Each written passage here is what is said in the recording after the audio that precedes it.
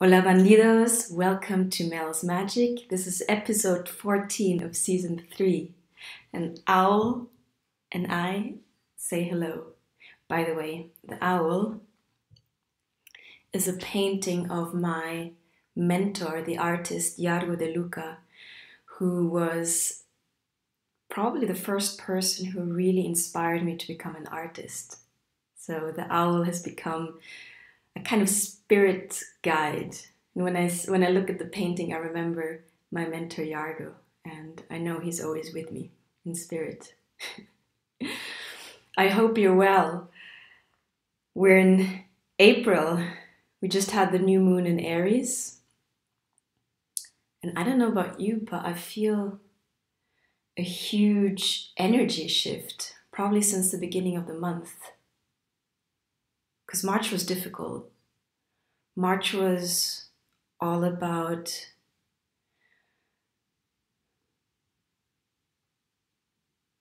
allowing old shadow parts to resurface and to be held and to be released.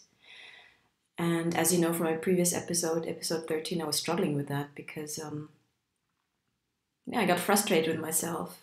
It's easy for us to get frustrated when we sincerely want to move forward and want to be differently, and then quote unquote fall back in old patterns. But again, the thing I learned was everything resurfaces for us to once again be held in love, in loving awareness, and to be released. And who's to say that this process ever stops? And isn't it precisely those rejected parts of ourselves that have been in the shadows, have been rejected for so long?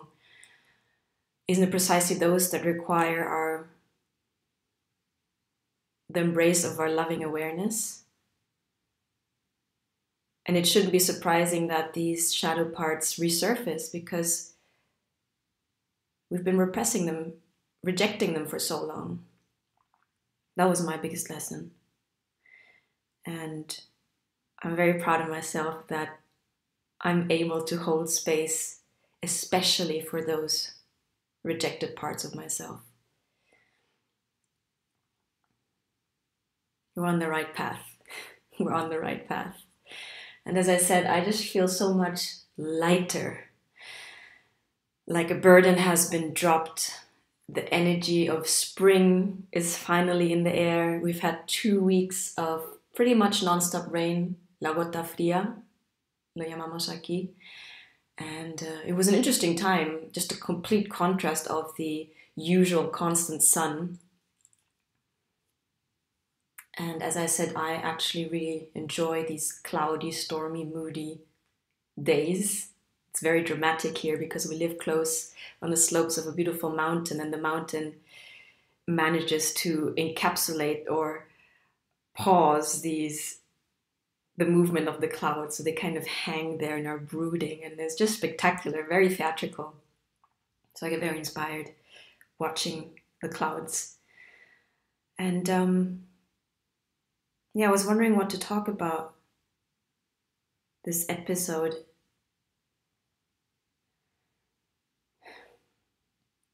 I had a deep coaching session this morning with a dear friend of mine who's a wonderful coach, Lara Day. And it's been this metamorphosis I've gone through thanks to her holding space. And quite a quantum leap in transformation, I must say, because we've only shared that space with each other for 4 weeks now, once every week. But I guess our mutual openness and willingness to be vulnerable and trust in each other just made this leap exponential. And quite to my surprise, we've concluded that we're done. That we're done today. That I reached a destination. And not that our journey per se has a fixed destination, but if there is anything such a destination, then maybe it's coming home to ourselves. And what does that mean?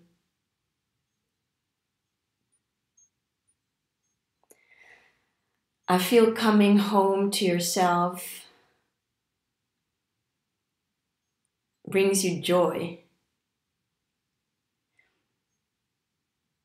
You know the story of the hero's journey, Joseph Campbell's hero journey, or the infamous alchemist of Paulo Coelho who goes out on this quest for the so-called treasure. And what that quest is essentially the quest of himself. He himself is the treasure. The hero's treasure is finding himself.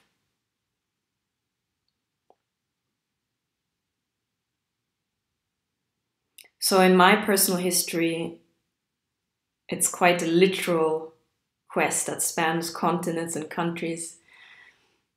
I was born in Germany and lived in 6 countries in my up to now lifespan. And I really feel now that, I was searching for myself. If you really boil it down to what it was all about, it was me looking for something, which in the beginning I didn't even know what that something was. I was just looking for something. And it's only recently that I come to realize that that something was me. And that I've gone full circle. I mean, I was born in Germany, Munich, but as a 10-year-old we moved here to Spain, and I'm back here now. I'm gonna turn 40, I'm back here. I went full circle. And everything looking back is I wouldn't call it an illusion, but I sometimes ask myself, wow, did everything really happen? All these experiences, all these countries, all these events, all these people? Because I'm right back to where it all started. It doesn't mean that I'm back to square one. No, we have this whole bag of experiences, of wisdom, of insight, of life in our backpack. And I was able to unpack it all here and really look at it and really understand what all this baggage was and why, and patterns and programming, how it all started. And what this breaking point in 2019 for me personally, how we got to this breaking point, this imploding, this complete destruction of my previous self. How did we get to that point? That's what I was able to ask myself in my healing process. How did it come to this?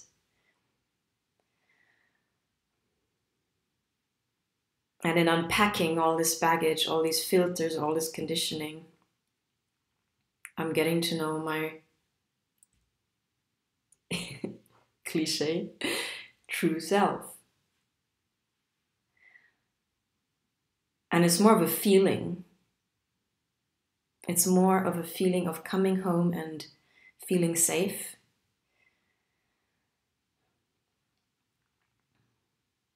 Of finally trusting myself. I never really trusted myself. I never really trusted my feelings. I always extrapolated. I always looked for validation and anchors outside of myself, be it in achievements, in people, in so-called external authorities, mentors. I never really trusted my own capacity, my own discernment, my own core. Yeah, my own core. So just recently I've realized that this essential trust that was always missing was precisely the reason that I always felt anxious. I always felt on edge, hyper vigilant, stressed. Because how can you feel safe if you don't have an inner anchor? I was grasping for a hold outside of me. Romantic relationships, friendships, work, achievements. Everything just slipped through my fingers like sand. I mean, no wonder. It's pretty anxiety-wrecking, no? And I never really looked inside because I was really scared what to find.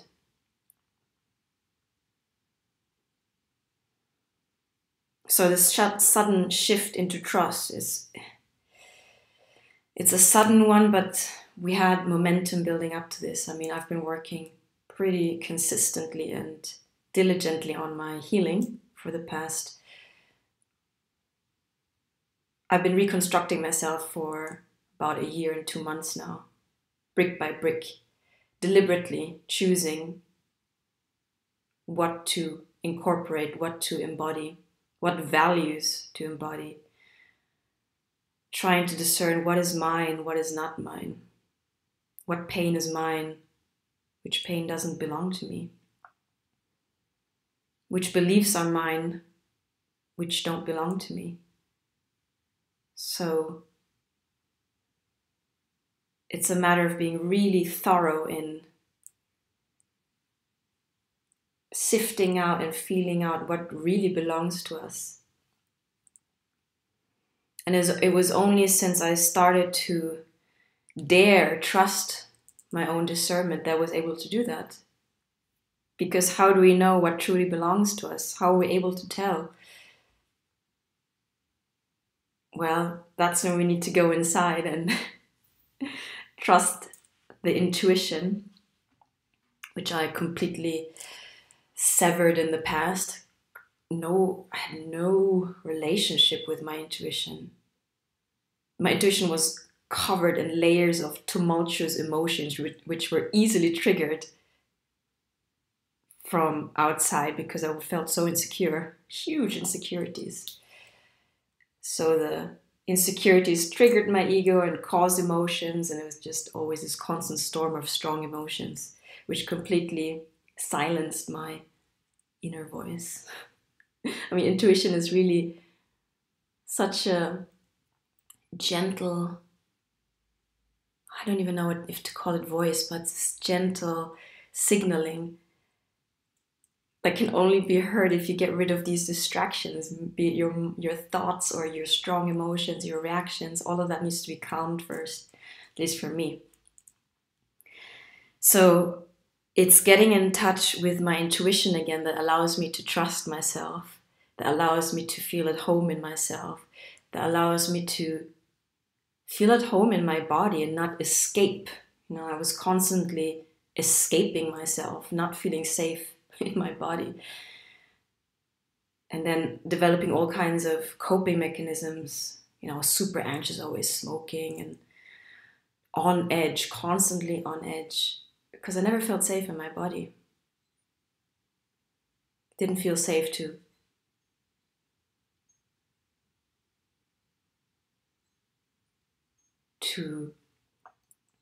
arrive, to settle in my body. Didn't have the tools either.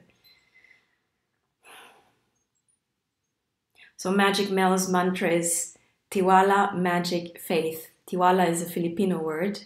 My mother's from the Philippines. Tiwala means trust, magic, and faith. And trust was the one element I was really struggling with recently.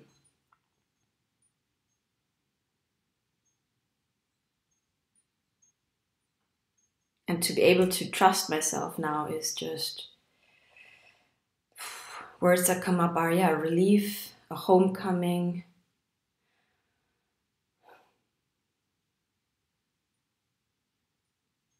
a home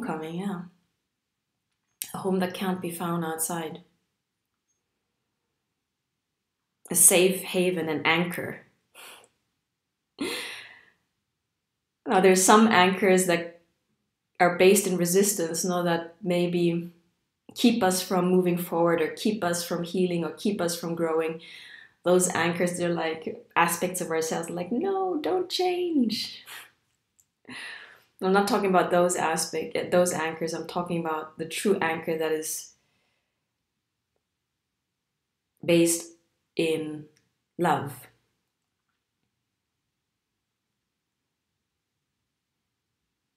So I feel like I found my anchor.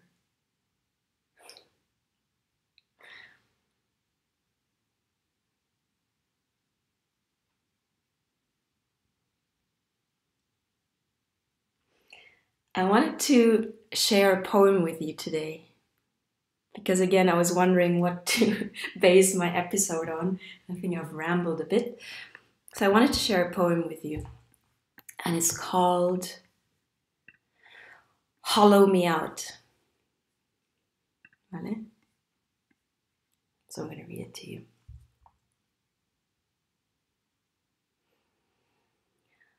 Hollow me out. Make me a lighthouse in the darkness, a shore with waves washing over me. Make me a vessel for your bounty, a prism so that your light can play with joy in a dance of rays and fireflies. A drop of love in the ocean of your vastness. Empty me out so that I can be a channel. Hollow is all I long to be. Make me the colors of your palette. Paint me a vision of your will. Delight me in your ways and show me what compassion is. Hollow me out so that I may be able to receive you. Purify my heart in the cauldron of my pain. Make me a cave so as to hear your echoes, the empty space for stars to shine. Make me a basin for the ashes, where new life may rise again. Hollow me out, hollow me out. Hollow me out so that I may be able to carry forth your song and shine amongst the firmament. Make me a servant of your wit, blessing my soul and that of others. Here again I ask you humbly, hollow me out, hollow me out. Hollow me out so that I may become a filter for your sight, a container of your light, a song of your hymn, a new paradigm. And when the day is done, let me say my grace. In laying down to rest, I feel complete, as the one thing that truly fills me is the immensity of your embrace.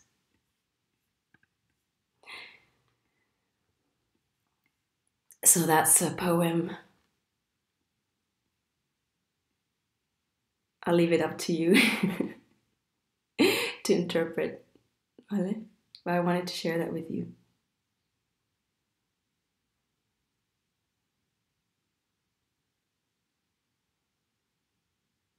I feel that once we're able to release our old pain, transmute our pain,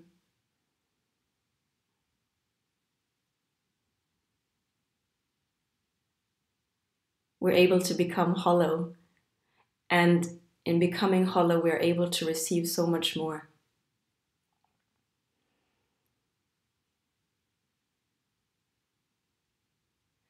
And in my experience, I feel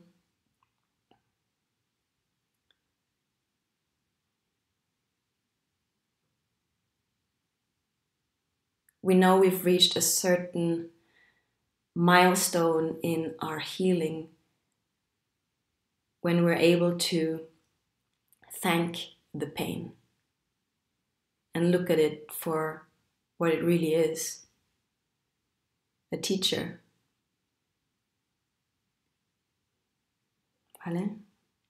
So my wish for you is